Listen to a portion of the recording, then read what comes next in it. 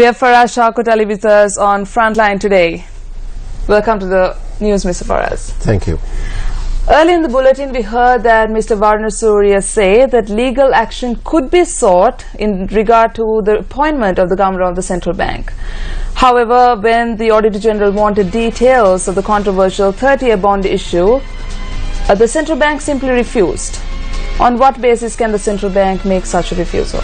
To be fair, there are provisions enshrined within the Monetary Act under which the Central Bank can refuse to give out certain sensitive data. But we must bear in mind that under the 19th Amendment to the Constitution, there is enshrined there now provisions for freedom of information, and under that this information must be disclosed. And so there's no good the Central Bank trying to hide behind the niceties of the Monetary Act when they know jolly well that the Constitution supersedes all such matters. But it is the COPE who is making such a request for the information. That's right, and COPE is doing that because the Parliament is appointed by the people, and the people want to know. And so the COPE have quite rightly asked for this information, and it is a must under the Constitution, under the 19th Amendment, to do this.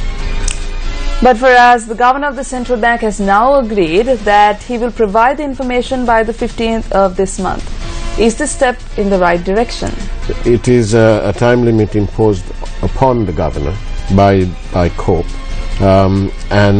Yes, it is a step in the right direction, but it compounds as to why there was a delay in the first place. And if there's nothing to hide, then one must comply as soon as one is asked. And that is why it is very important that COPE keeps them on the ball and accountable. Right. So finally, is this bond issue the only matter of consequence, financially speaking? I am afraid that it is not the only issue. The bond issue is not one solo transaction, a solo misadventure. There are several other matters, including an attempt to amalgamate EPF and ETF funds, and the purchase of by the EPF of matters in the secondary market as opposed to the primary market. And so there are serious questions as to why that is happening.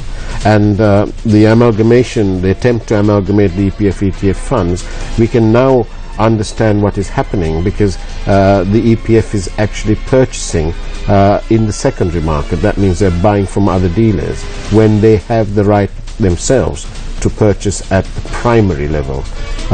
So this bond, the 30-year bond, is not a solo one-off.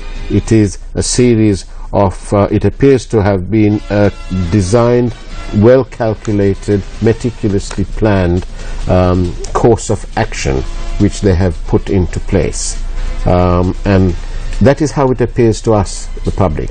And so it's essential to have absolute transparency to satiate the people's concern on this very, very important matter. Well, thank you very much, Faraz, for joining us this evening.